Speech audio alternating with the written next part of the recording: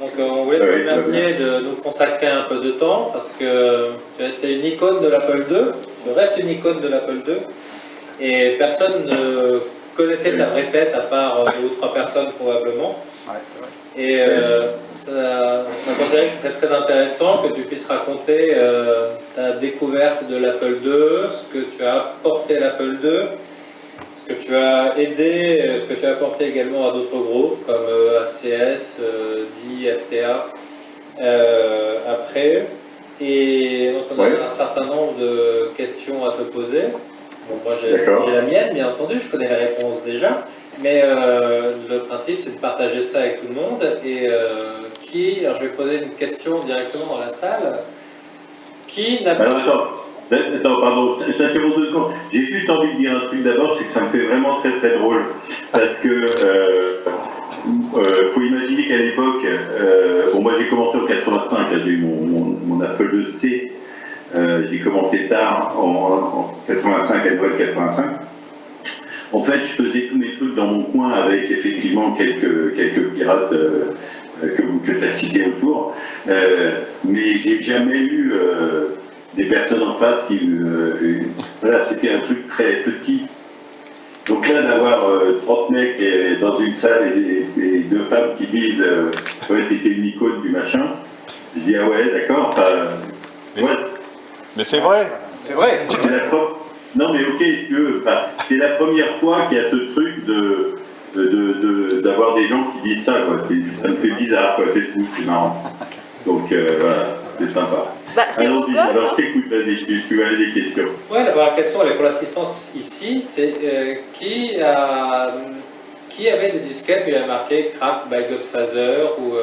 Ouais. Ok, à peu près tout le monde. Un peu partout. Donc est-ce que tu peux nous raconter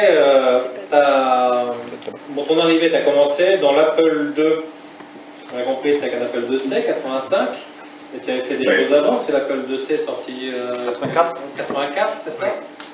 En fait, j'avais appris le basique, moi, sur une machine qui est de poche, une calculatrice de poche, c'est Casio FX702P. Donc, j'avais programmé déjà en basique différents. Alors, allons-y rapidement. Donc, en 80, je sais pas quoi, je reçois une calculatrice à Noël, une calculatrice informatique programmable Casio FX702P. Et il y avait une seule ligne de programme possible, il y avait une seule ligne d'affichage. Il y avait les 45 caractères, une seule ligne. Et je me mets à programmer des jeux de type Frogger et autres, enfin, des jeux de bowling, enfin, toutes sortes de choses sur cette ligne-là de trucs, parce que j'étais un peu en compétition avec mon frère, qui rentrait dans une école d'ingénieurs, enfin, qui voulait faire de l'informatique, et on avait reçu tous les deux la même calculatrice. Et donc j'ai voulu apprendre, j'étais le plus jeune, hein, j'ai 3 ans de moins que mon frère, j'ai voulu apprendre à faire, apprendre de basique, apprendre à maîtriser ça. Et voilà, donc et à l'époque, les programmes que j'avais faits avaient été publiés dans Hebdo Logiciel. Je ne sais pas qui se rappelle de Hebdo Logiciel. Ah ouais. Voilà, bah, tu vois, c'est marrant. Ouais, c'est drôle. Donc voilà, donc j'avais publié quelques trucs là-dedans. Donc je suis arrivé à l'Apple II en connaissant déjà le basique. Enfin non, en connaissant l'hexadécimal. Ouais. C'est ça, ouais. Et après, ouais, j'ai eu l'Apple II C. Alors tu étais utilisateur ou tu t'es tout de suite mis à du hack et à la béton ou c'était d'abord je suis joueur ou autre? Non, en fait j'ai jamais été joueur. J'ai jamais joué quand je joue maintenant. Enfin si j'ai 2-3 jeux sur mon téléphone, c'est une vieille version de Load Runner, c'est le Karateka que Olivier Google a remis en ligne. Et c'est voilà, je suis un rétro gamer quoi. Ouais. Je vais jouer à Pac-Man, je jouais à des bornes à Pac-Man dans les cafés. Donc voilà. Donc non, j'ai jamais joué en fait. Donc j'étais peut-être pas distrait par le jeu. Tu vois, j'étais pas distrait par le jeu c'était de comprendre à maîtriser la machine pour être voilà, bêtement par compétition, peut-être par compétition envers mon frère. Et voilà, je voulais maîtriser le truc. Et ton frère, il a un pseudo? Ouais, c'est Christo, ouais. En fait, on était... D'accord, d'accord. Ça y est, tu vois, On comprend mieux là. En termes de ça. On comprend mieux. Il y avait Godfather et Christo de The Enfoirés. C'était deux frères. Ah, je savais pas. C'était deux frères, c'était l'époque où il y avait Coluche, donc les Enfoirés. Et mon frère, le logo, Christo. Donc voilà, il y avait cette compétition saine entre nous, quoi. Mais très vite, j'ai appris à maîtriser un peu le truc sur des protections simples. Et puis, je me suis mis à vouloir les documenter, quoi. Alors, en fait, l'histoire, j'attends les questions ou j'ai le droit de raconter? Justement, c'était la prochaine question, donc merci d'avoir anticipé, tu peux y aller. Alors, en fait, ce qui s'est passé, c'est que il y avait le Minitel, et on communiquait par Minitel sur RTL, et à un moment, je reçois un message sur Minitel d'un monsieur Bernard qui me dit j'ai eu vos coordonnées, j'ai des logiciels à vous donner. Bon, bah ok, très bien. Il me dit est-ce qu'on peut se voir? J'habite à Pithiviers, c'est-à-dire à 150 bornes de là où j'habitais. J'habitais au Chénet, là où tu habites, enfin. Et ce mec me dit je vous amène des logiciels. Et puis, au bout d'un moment, on sympathise et il me dit est-ce que vous pourriez m'apprendre à déplomber?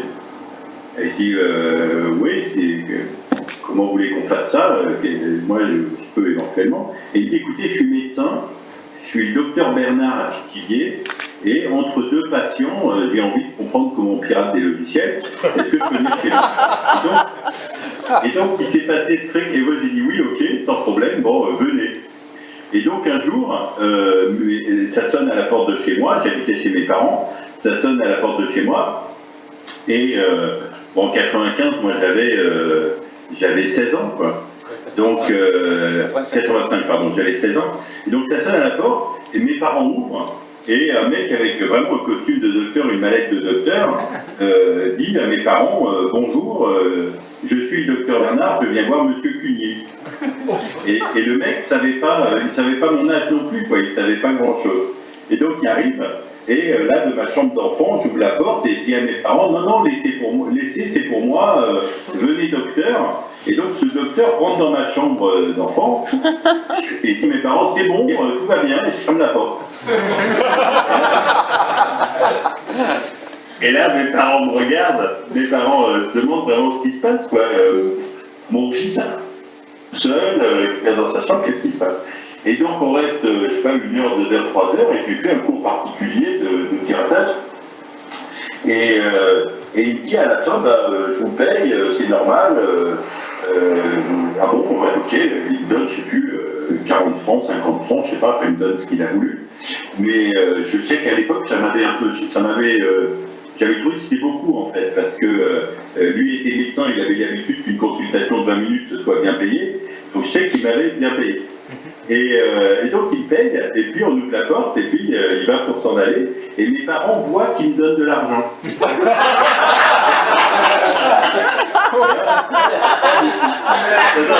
Non, mais c'est génial.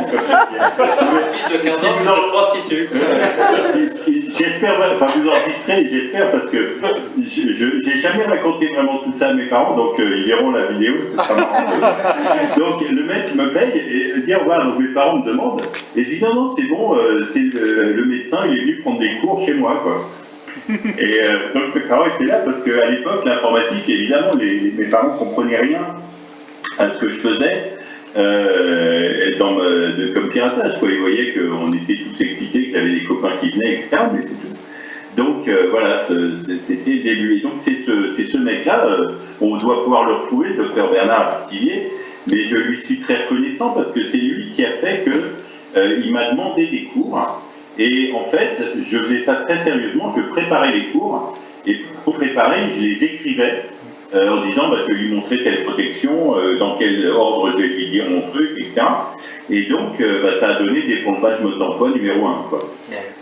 J'ai eu mon Apple le soir de Noël 85, et 4 mois après, il y avait des pompages mode d'emploi numéro 1 qui sortaient. Donc, c'est allé assez vite et c'était marrant. Quoi. Oh non. On avait prévenu. Moi, ce que j'ai trouvé assez épatant, c'est le nombre de cours, entre les cours de déplombage, les déplombages mode d'emploi, les bidouilles mode d'emploi que tu as réalisé. Tu as produit un nombre de produits underground en France qui est assez impressionnant. Dans les craques pareil, tu fournissais les copies de logiciels protégés avec les cours. Comment faisais-tu pour... tu travaillais à l'école ou tu étais en pause? Tu faisais comment? Non, bon, j'étais un peu rebelle à l'école, effectivement, paraît-il. Mais voilà, non, mais j'avais déjà eu sur Casio cette reconnaissance de dire j'apprends un langage informatique, je programme des programmes et ils paraissent dans la presse. Donc c'est une reconnaissance qui me suffisait par rapport à la reconnaissance des notes de l'école. Je ne dis pas que j'étais un cancre, mais je savais que ce que j'apprenais avait une valeur importante, enfin que c'était intéressant. Et d'ailleurs, tu dis qu'il y avait eu un grand nombre de disquettes de déplombage et autres, mais en fait, il y a eu un moment où je recevais un nouveau logiciel, et en le déplombant, je faisais le déplombage mode d'emploi en même temps, quoi.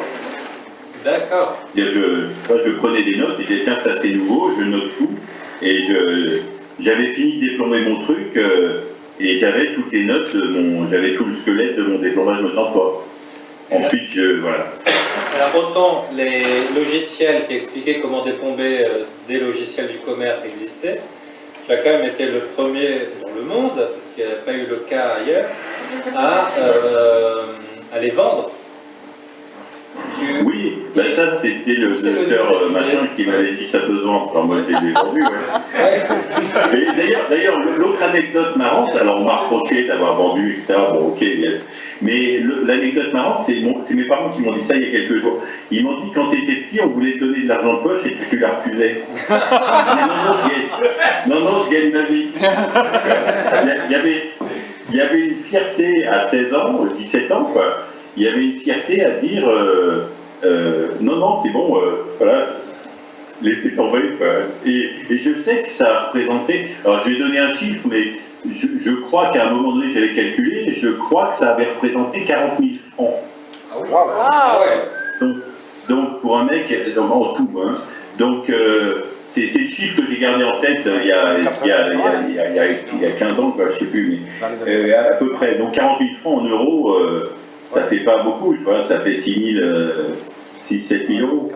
Mais 40 000 francs de l'époque, c'est pas pareil. Les 40 000 francs de l'époque, c'est très bien. Après, ça veut dire que ça devait susciter des jalousies, parce que les mecs de l'underground en France avaient quand même un égo surdimensionné, et toi comme les autres, j'imagine. Oh ouais, moi j'étais mégalo à mort, ouais. Mais en fait, c'était cette mégalomanie était un moteur pour faire les choses. Oui. Et en fait, il y avait, quand un nouveau logiciel sortait, on savait que tel éditeur allait sortir un logiciel, et il y avait une course contre la montre, parce que on savait que si on était le premier, si on mettait notre nom sur un logiciel 2 jours avant que quelqu'un d'autre, en 2 jours, il y aurait 25 copies, donc 20 ans après, il y aurait 25 fois plus de copies avec notre nom, quoi. Ah oui, c'est vrai. Voilà, ça c'est la théorie. Ensuite, c'est pas vrai parce qu'il y a des groupes de diffusion et ça s'arrête là et là, il y a des réseaux. Mais sur le principe, il y avait cette mégalomanie qui était un moteur, quoi. Donc, et en fait, le fait, il y avait un truc, c'est que des intellectuels à hacker, et en fait, plus on tombe sur des trucs, plus les gens nous cherchaient à remonter vers nous, oui, pour nous donner des logiciels. La difficulté, c'est au début d'avoir des gens qui payaient. Je me rappelle un des premiers logiciels que j'avais piraté, Multiplan.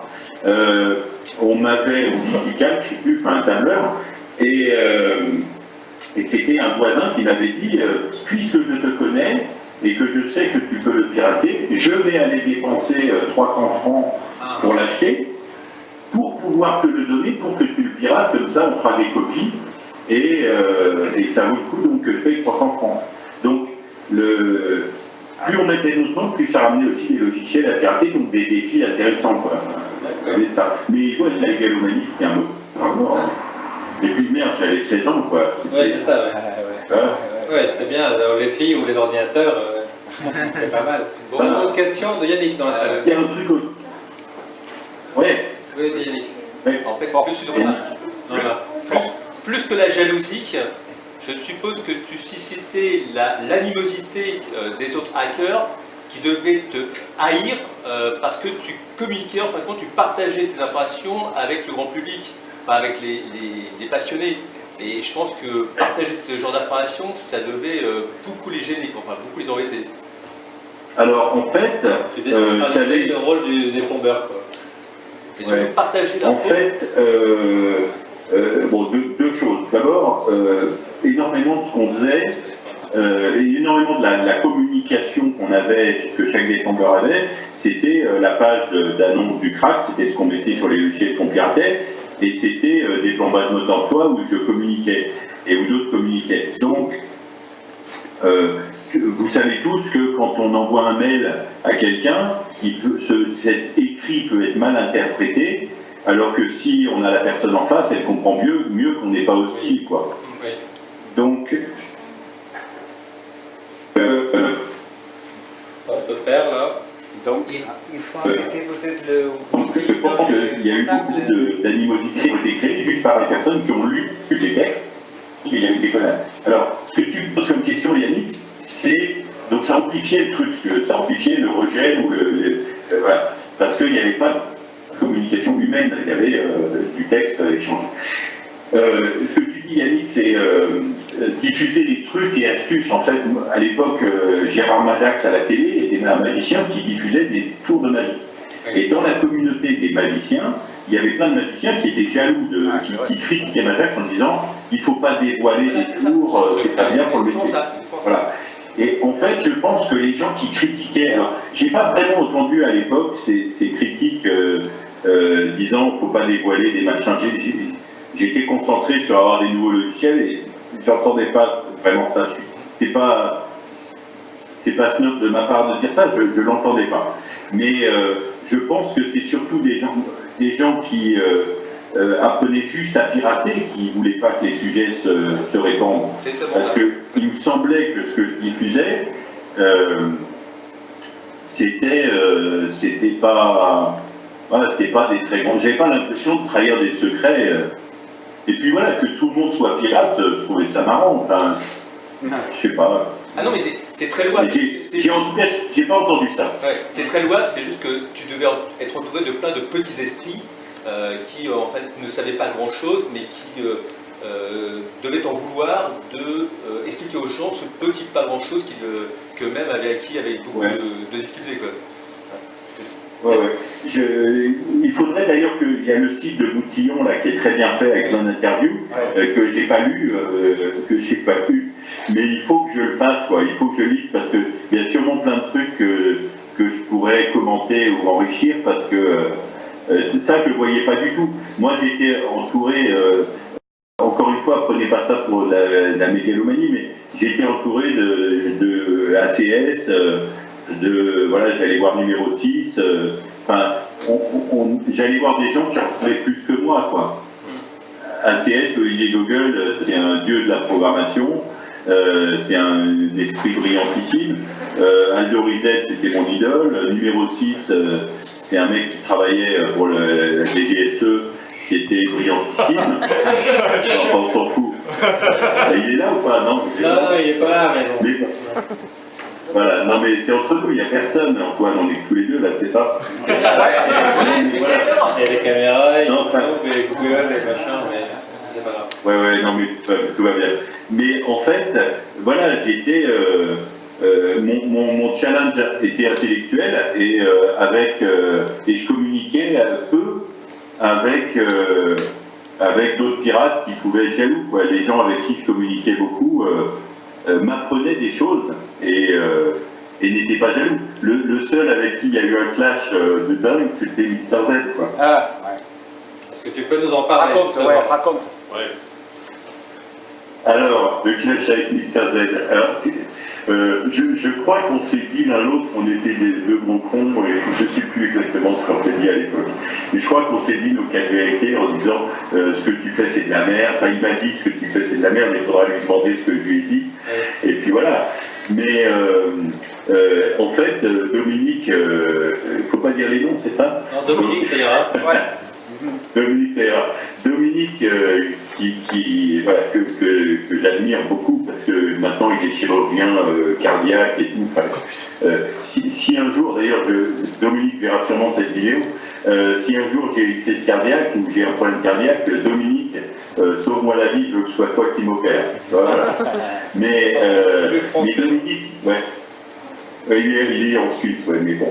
Dominique m'avait lancé un défi. Alors, Dominique n'aimait pas du tout ce que je faisais. Alors voilà, s'il y en a un qui n'aimait pas du tout que je communique, c'était Dominique, mais à l'époque, j'avais pas compris pourquoi on pouvait ne pas aimer le côté médicalo, mais je ne comprenais pas le côté des combats. Bref, Dominique m'avait lancé un défi. Il m'avait envoyé une disquette, je reçois par la poste une disquette un matin, et je la mets dans le disque, il y avait un petit mot d'accompagnement, et ça venait de Suisse, et le truc disait, voilà, mets ta disquette, il y avait l'image de Karatéka qui apparaissait à l'écran, et qui était brouillée avec de la neige, un peu comme Canal+, en crypté. L'image n'était jamais fixe, elle était brouillée en permanence, mais ça bougeait, et on voyait des bouts d'image apparaître d'une image prise en cours d'un jeu, pendant un jeu de Karatéka. Donc, il y avait cette image qui bougeait, et le mot disait, Jean-Philippe, je te lance un défi, j'espère que j'ai gardé ce mot, il faudra que je vérifie, je te lance un défi, tu ne sauras jamais récupérer les livres que j'ai mis sur cette disquette et me la renvoyer net. D'accord ? Tu ne sauras jamais le faire. Et parce qu'il avait passé, alors Z, il est super doué en programmation. La protection de Brotherhood en spirale, et il avait refait un truc à lui. Enfin, c'est un mec brillantissime. La preuve, il est chirurgien et tout va bien. Et il m'envoie ce truc et il se dit, il savait que c'était impossible à faire. Il savait que j'allais y passer juste. Il savait que si lui devait le faire, il y passerait 2 mois non-stop, quoi. Oui. Donc, caché de la poste faisant foi, il attendait ma réponse, quoi. Et dire, tu n'arriveras jamais à me renvoyer l'image. Et là, je lui ai renvoyé l'image le lendemain. Et ce qui est génialissime, c'est que je n'ai jamais eu de réponse de Dominique. Il juste silence, quoi, tu vois. Ah oui. Et voilà, silence. Et alors, est-ce que je vous dis comment j'ai fait ou pas? Oui. Ah oui, oui. Ah oui. Ouais. Pas de la théorie. Ah oui. T'as vite copié une copie de pirate.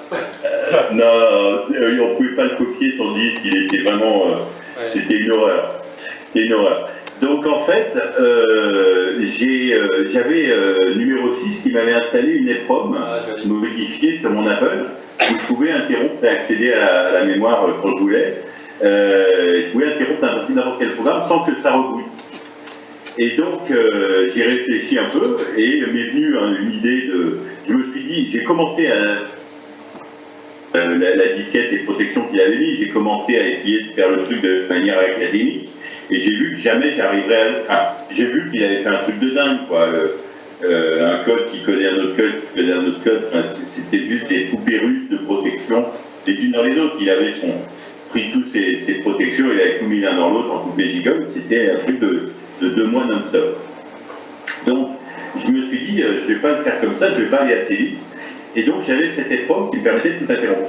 Et donc, j'ai interrompu le truc, j'ai regardé ce que je récupérais de l'image. Et j'ai récupéré l'image avec toute la neige qu'il y avait dessus, mais complètement nette, quoi. Pas modifiée, mais avec la neige qu'il y avait dessus.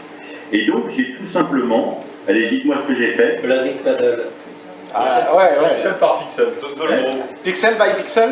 T'as utilisé un logiciel de dessin.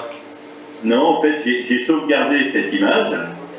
Ah, t'as fait une autre par-dessus. Plusieurs images. C'était un autre moment, j'ai sauvegardé une 50aine d'images. Et ensuite, j'ai fait un petit programme qui regardait pixel par pixel. Ah oui, est-ce que celui-là est de la neige ou est-ce que celui-là n'est pas de la neige? Ouais, d'accord. Et s'il n'est pas de la neige, est-ce qu'il est similaire à d'autres images? Et si oui, ben, je le garde. Et donc, ça m'a enlevé de la neige et j'ai eu une image nette. Et le lendemain, je lui ai renvoyé. Ah, joli, des notes. Ah, bravo. Ouais, dans le supplément. Voilà, et donc, je crois que c'est avec cette vidéo qu'il aura la réponse, quoi. Je ne lui ai jamais dit. On se l'est jamais dit pendant 40 ans. Là, on communiquait, voilà. Donc, ça veut dire que tu déploiais tous tes logiciels avec un Apple IIc, c'est ça? oui, tout à fait, oui. Qu'est-ce qu'il avait de particulier, ton Apple IIc? J'avais juste mon EPROM modifié, que j'ai eu tardivement d'ailleurs, qui permettait d'accéder, mais ça m'aidait énormément. Je pouvais arrêter n'importe quel logiciel en faisant je ne sais plus quelle combinaison de touches. C'était une wildcard. Comment? C'était une wildcard, en fait. Une wildcard, tout à fait. Ouais, il n'avait pas une autre particularité, ton Apple IIc, au démarrage? Qu'est-ce qu'il avait, Antoine? Je ne sais plus. Au démarrage d'un Apple IIc, normalement, en haut, il y a marqué Apple IIc, non? Ah oui, moi, il y avait marqué, je ne sais plus, Godfather ou je ne sais plus quoi, The Enfoiré, je ne sais plus. Il y avait marqué Godfather sur le tien. D'accord, d'accord. Bah ouais, tu vois, la mégalomanie à son comble. Il avait modifié la ROM avec son programmateur des proms, il avait mis les proms. Donc, et d'ailleurs, il démarre toujours, hein. On l'a démarré il n'y a pas longtemps. Il démarre toujours avec ça. Ah, bah, j'ai eu la chance de le toucher. Alors, tu as été très actif dans le monde 8 bits Apple. On t'a pas vu sur le monde 16 bits Apple, l'Apple IIgs. Non. Non. C'est les études, c'est quoi? Oui, non, c'est les études parce que j'avais quand même pris du retard. Il fallait quand même que je réussisse un peu à avancer. Et puis, non, on a essayé de. Il y avait des jeux qui sortaient bien sur Atari. On a acheté une console Atari et je n'y ai jamais touché parce qu'en fait, c'était un truc de gamer. Et ça me. Voilà. Non, je me suis mis à bosser, quoi. D'accord. Voilà. Est-ce que tu pourrais nous raconter l'anecdote comment le FTA, donc ACS, avant de devenir FTA, a obtenu ses Apple II GS? Est-ce que tu la connais l'anecdote?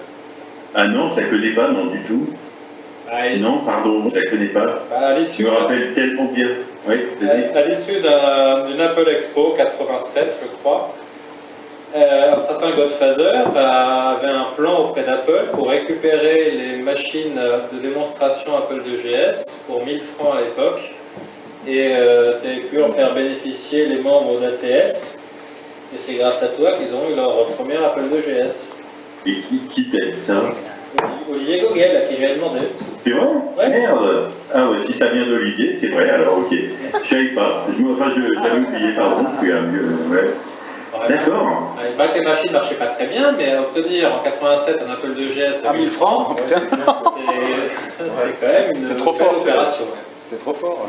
Donc redis-moi, j'avais négocié avec les mecs de récupérer les machines de démo? Ouais, c'est ça. Ah ouais, d'accord. Ah, c'est bizarre. Ouais, ok. Et pour 1000 francs, ça permettait de repartir avec un Apple IIgs complet.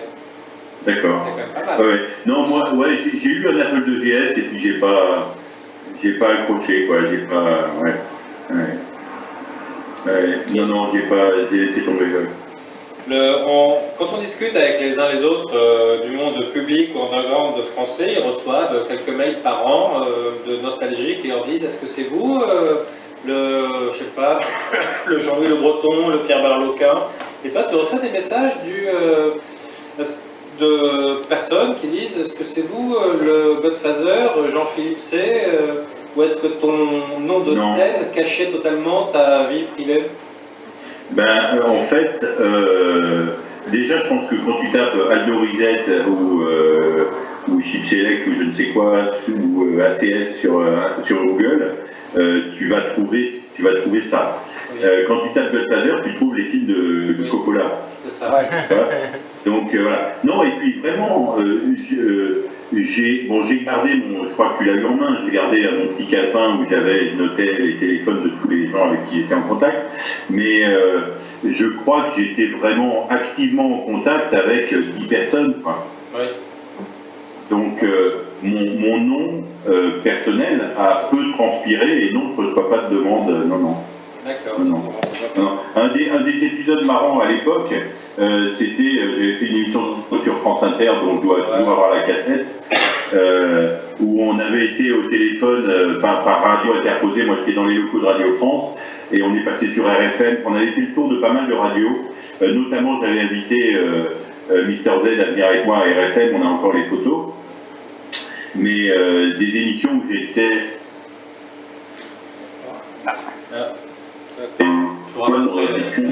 un pirate avec un mec qui représente l'autorité du logiciel. Donc il y avait à l'époque, il y avait Daniel Butil de l'APP, l'Agence pour la production des programmes, et on s'était fait des émissions assez sympas, quoi. Voilà.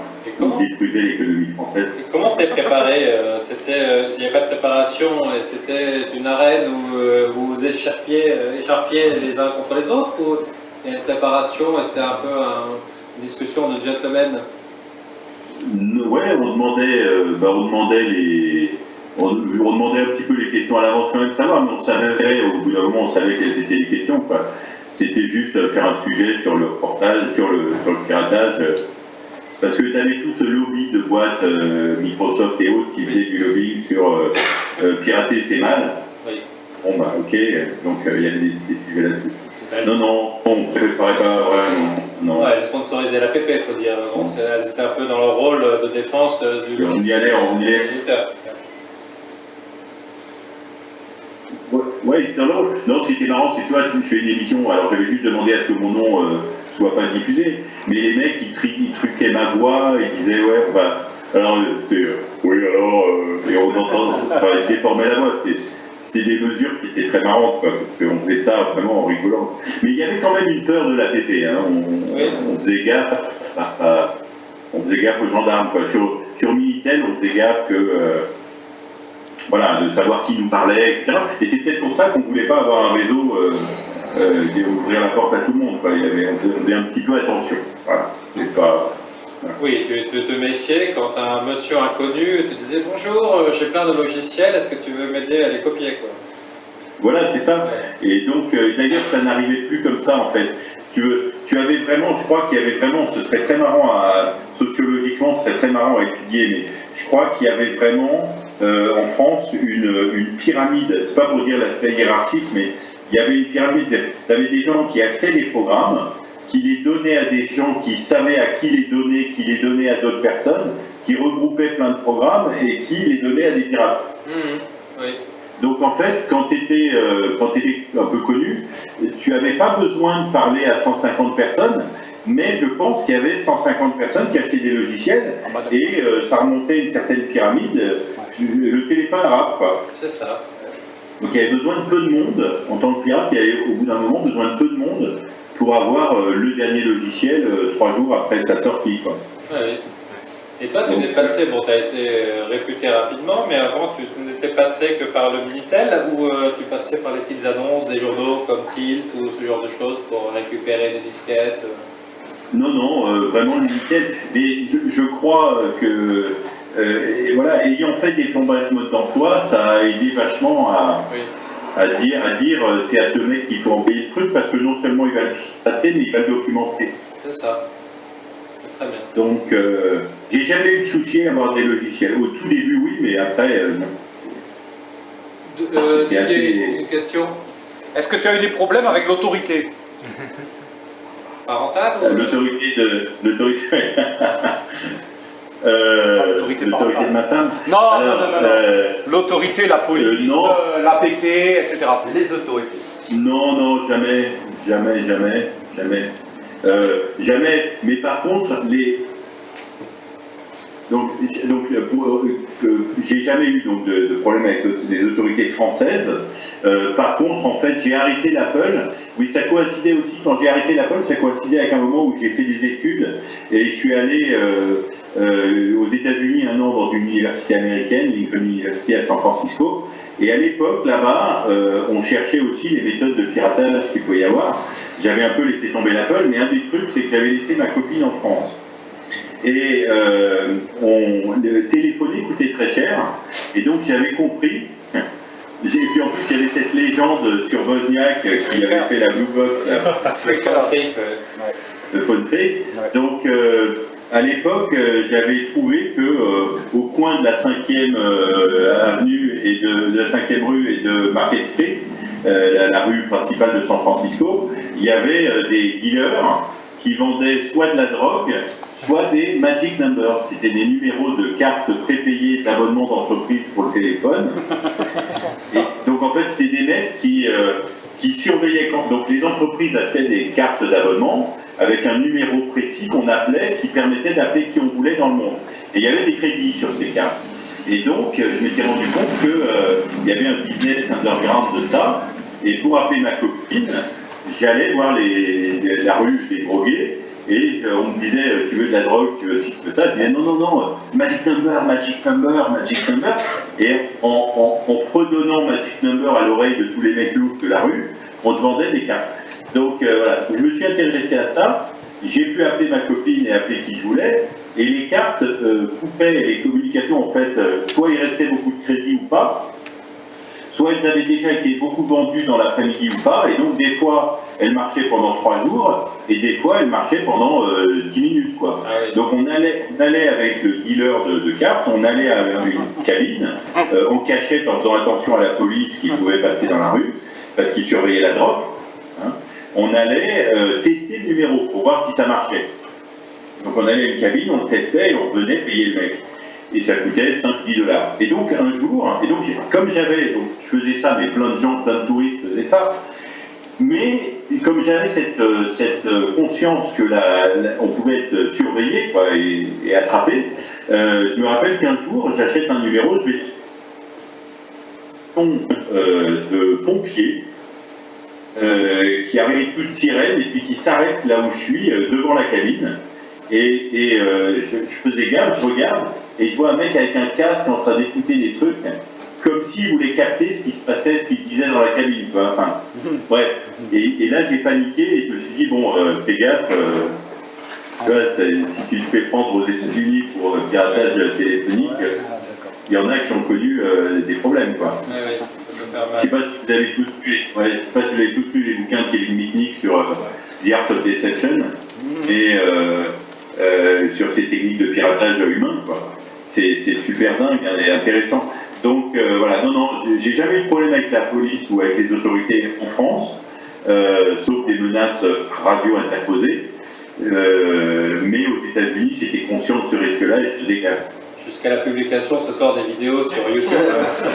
Ouais, non, mais tout va bien. Comme tu as dit, tu étais en résidence en ce moment. Fais gaffe, on va à 6 heures quand même. Il y a sans problème, si vous venez dans le Var, on boit un coup. Ouais, non, et puis, non, mais je remercie mon père et ma mère de m'avoir acheté cette machine super tôt.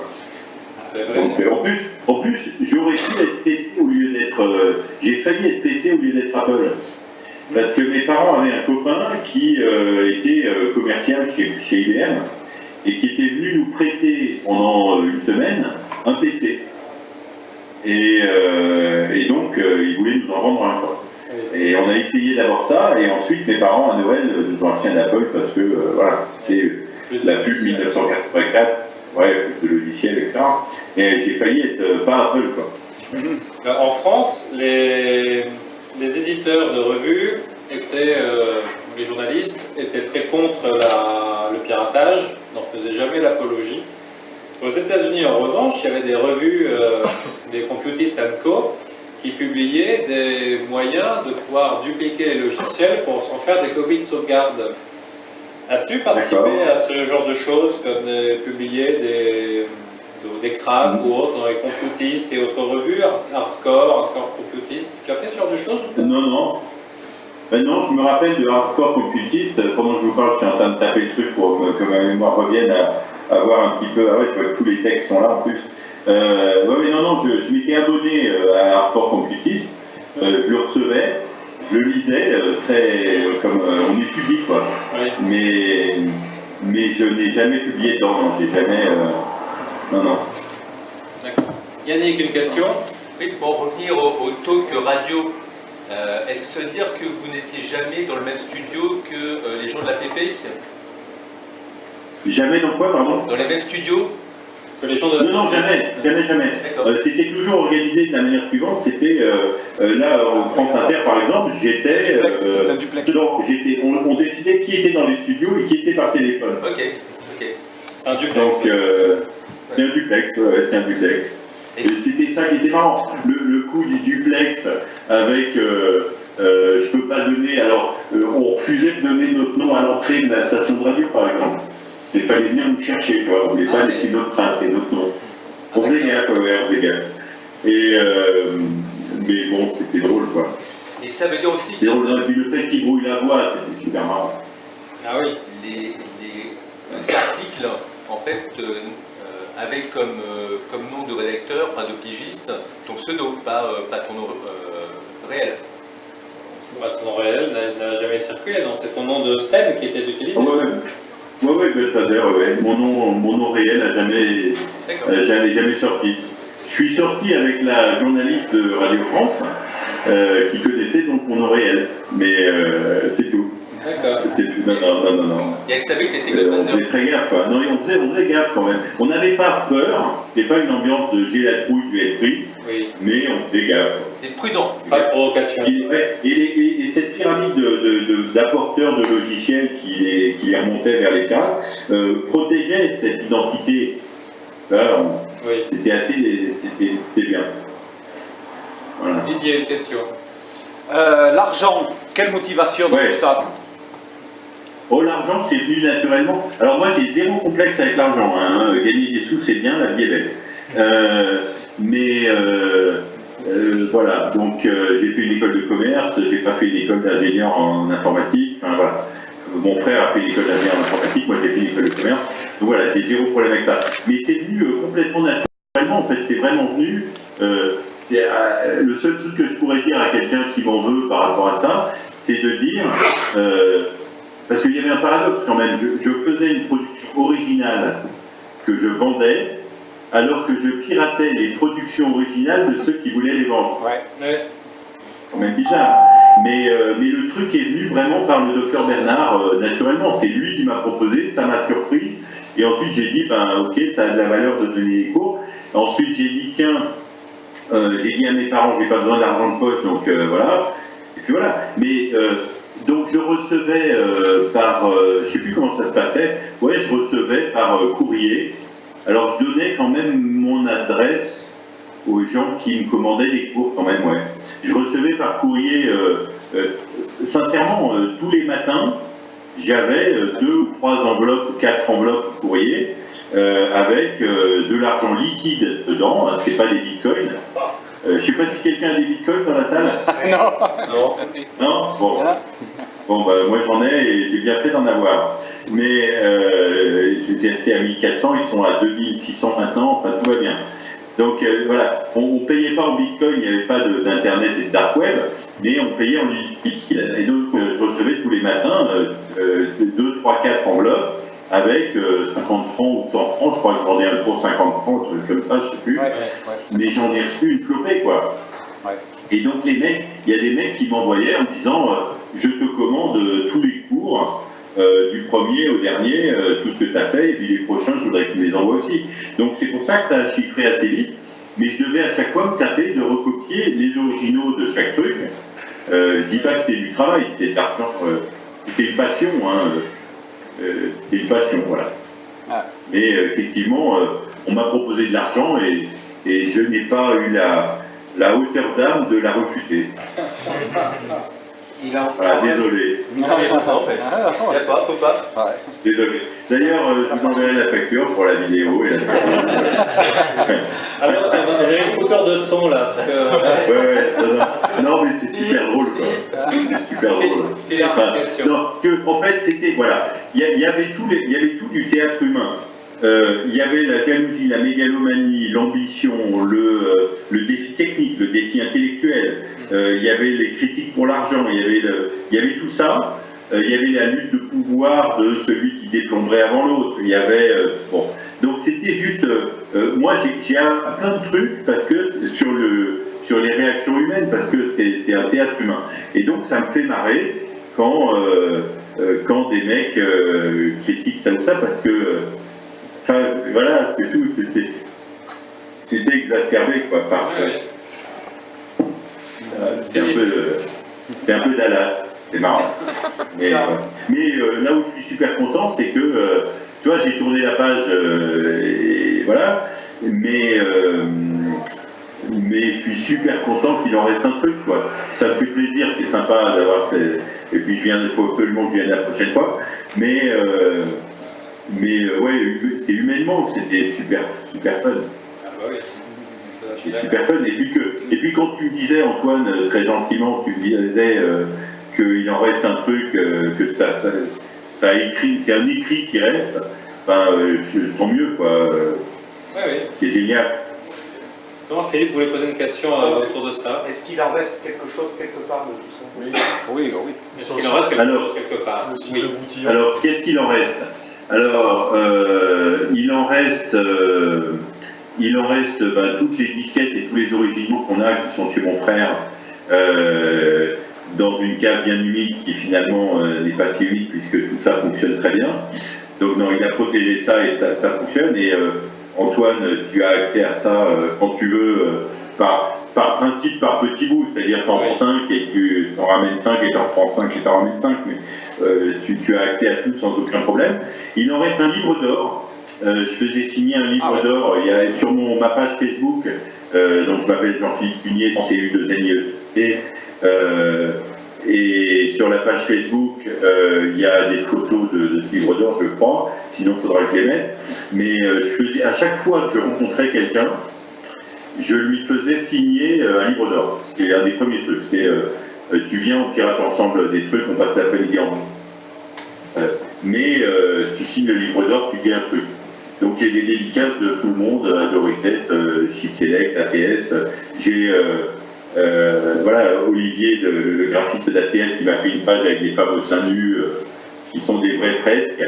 Ben, ouais, donc il reste un livre d'or, il reste mon carnet d'adresses, il reste plein de disquettes et d'originaux. Et il reste un Apple IIc modifié qui démarre avec marqué Godfather, et je ne m'en rappelle même plus, mais en tout cas avec cet EPROM qui a été. Voilà. Il en reste des souvenirs, quoi, c'est tout. Et ça, c'est chez toi. Sur le site de Jean-Marc Boutillon, il y a une interview de Jean-Philippe, et sur le site Motel Deluxe, dans Products Underground Godfather, il y a l'ensemble des cours, l'ensemble des déplombages mode d'emploi, les productions, les bidouillages mode d'emploi de Jean-Philippe. C'est pour ça que je ne reçois plus d'enveloppe avec du liquide par la poste. C'est moi. Merde alors. Antoine, ils sont sur le site de Boutillon aussi, les cours de déplombage. Ouais, mais les versions updated, c'est chez moi. D'accord, mais... Est-ce que l'image de cette célèbre EPROM est disponible aussi en ligne? Est-ce que l'image de cette célèbre EPROM est disponible en ligne? Je ne crois pas. Et si Jean-Philippe veut bien, il est chez Christo, ton de C. Oui, il est chez Christo. Ouais. Si je récupère un jour des disquettes, et si Christo est OK, je ferai un doc de la robe. Oui. Ouais, il est chez Christo. On se fait une bouffe et tu fais un doc de la robe, sans problème. OK, merci. Merci. Je t'en prie. La question de Mario, non, mais l'appel de C, c'est pour ça. Et c'est numéro 6 qui m'avait fait ça, quoi. Donc je sais qu'à l'époque, il avait donné... Numéro 6 mettait son nom sur très très peu de logiciels, mais il était vraiment au tout début avec Aldorisette et les autres à comprendre tout ça. Ouais, il était super discret, mais il était brillantissime. Il est brillantissime. Et donc oui, je sais qu'il avait offert, en fait, un peu comme on offre un cadeau, il avait offert une EPROM modifiée à moi et puis à quelques autres, quoi, tu vois. Donc, ouais, c'est un super souvenir. Les Goonies ou... Je vous remercie parce que c'est des super souvenirs. Quand vous rebootez les Goonies ou Ultima 4, il y a marqué « Bonjour chez vous ». C'est un crack de numéro 6. Ah oui. Ah d'accord, ouais. Et non, l'autre... C'est les Big Man disaient... mais c'était pour moi, ça. Je jouais à l'ISPAC. Quand tu répètes, on t'a perdu. C'est les fantômes. Pardon. Non, l'autre truc marrant que j'avais fait, effectivement, c'était du management d'emploi, mais j'avais vraiment fait ça au départ pour moi. Mais c'était bien aussi que quand je jouais beaucoup à Miss Pac-Man. J'avais voulu augmenter le nombre de vies, j'ai trouvé le nombre de vies. Tu cherches un autre 06 et tu augmentes ton nombre de vies. Tu cherches et tu trouves quand tu meurs dans un jeu, et puis c'est très facile.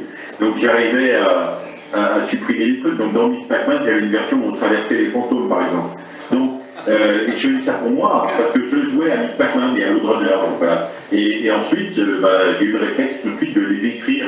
Et ça, les bidouillages, je les vendais pas, je crois pas, je sais plus. Non, c'était pas vendu. Je sais plus. Ouais, c'était pas vendu, voilà. Mais ouais, c'était pas vendu parce qu'il n'y avait pas, ces logiciels copiés derrière. En fait, les plans de mode d'emploi, pour moi, c'était super important que le truc soit diffusé avec le logiciel original copié derrière pour pouvoir s'entraîner. Parce que lire l'explication du déplombage sans comprendre, sans le faire, je trouvais ça pas bien. Donc ça prenait du temps à faire et à copier. Et les bidouillages mode d'emploi, je le filais parce qu'il n'y avait pas de... Il y avait zéro, rien à faire. Enfin, ouais. Oui, c'est vrai. Mais... Voilà. Enfin bon. Bon, vous mangez quoi ce soir? Vous buvez des bières? Ouais. Magret, chips, co. J'imagine bien. Est-ce que vous avez des questions dans la salle? Est-ce que tu viens l'année prochaine? Est-ce que tu viens l'année prochaine? Alors, ouais, il faut que je vienne l'année prochaine, absolument. Vous avez décidé d'une date l'année prochaine? Non, pas encore, évidemment. Sûrement pas. Ça sera début août, je pense. Ça sera début août, ça sera en général, c'est la première semaine d'août. Ouais, mais il faut que je vienne absolument. Hop là, je suis en train de noter dans mon agenda, première semaine d'août, Et pas que venir vacances dans Rogers. faire une présentation sur du bidouillage en live, pas sur du piratage en live. Ouais, préparer une conférence. Voilà, il faut mettre à la déplombe, il faut avoir la question de comment on déplombe un logiciel. Ouais, bah oui, donc on va les... Alors là, je vais super vous décevoir. En fait, j'ai tout oublié. Je vais pas plus de 100 ans, quoi. Et ouais, non, faudrait juste, enfin c'est con, mais il faudrait que je relise un déplombage de mode d'emploi pour le faire. Il faudrait que je réapprenne avec mon propre cours. Et si je faisais ça, mais je veux bien essayer de faire ça pour l'année prochaine.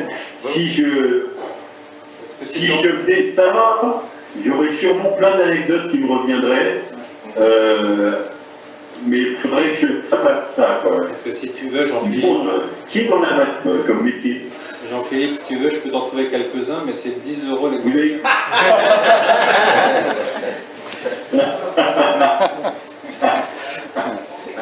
Ça va plus. Là, ça va plus. Non, mais on verra. Bon, en tout cas, non, mais voilà, j'ai bloqué la première semaine de l'année prochaine d'être avec vous, de l'août prochain d'être avec vous. C'est super. D'autres questions dans l'assistance? Ouais. Non, mais c'est génial, ça fait monter. Est-ce que le docteur Bernard est devenu un bon craqueur? Est-ce que ton premier client, le docteur Bernard, est devenu un bon craqueur? Tu sais, ou vous n'êtes plus revu? Là, c'est ça. Ah, on a perdu. Il a arrêté par les pieds. Oui, le docteur Bernard, je pense qu'il a interrompu Est-ce que quelqu'un s'est mis en Wi-Fi? Non.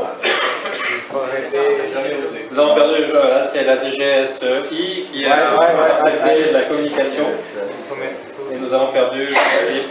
Non, je ne sais pas. Vous m'entendez ou pas? Ça y est, on a récupéré. Okay. Donc, non, le seul truc qui m'avait fait marrer sur le docteur Bernard, c'est qu'il m'avait expliqué qu'il recevait un patient et lui prescrivait un truc, et si le patient suivant était un quart d'heure après, il bossait sur les attaches pendant un quart d'heure. J'avais trouvé ça marrant d'imaginer le mec entre deux consultations faites dans mes cours, et enfin, je trouve ça dingue, quoi. Mais c'était... Ouais, non, je sais pas ce qu'il est devenu, mais il avait 45 ans quand j'en avais 15, donc aujourd'hui il a 77 ans, quoi. Mais il faudrait que j'aille à Pitiguet lui demander. Alors, monsieur Bernard, vous vous rappelez, ça pourrait... Non, mais c'est con, mais ça pourrait faire une bouffe sympa. Oui, bah oui, c'est clair. Ça pourrait faire une bouffe sympa. Voilà. Autre question dans l'assistance? Pardon, on va libérer Jean-Philippe. Laurent Ruel, qu'est-ce qu'ils sont devenus? Aldo Rissette et... Tiens, attends, non, on va faire un truc, attendez, bougez pas une seconde. Maman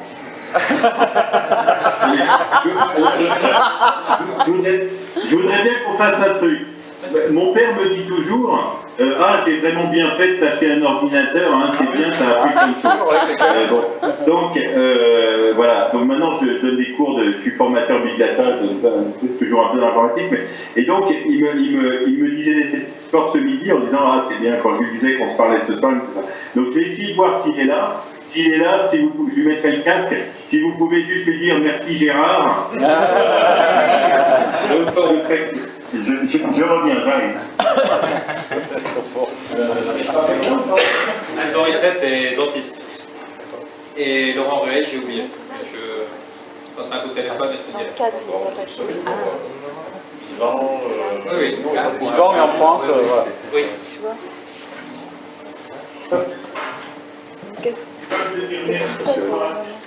On fait une aide d'honneur. On fait quoi? Viens, assieds-toi, assieds-toi. The father of God's father. Ah ben Gérard, là, The grandfather. Là, on est au téléphone avec plein de gens dans le Gers, hein, des amis qui utilisaient l'ordinateur Apple. Et donc, je vous présente mon père Gérard. Vous vouliez lui dire un truc? Merci Gérard.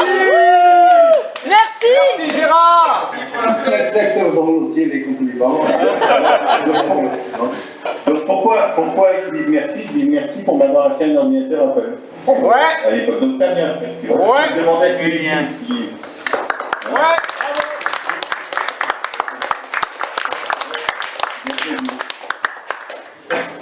Allez, bisous. Voilà, bisous. Merci, papa.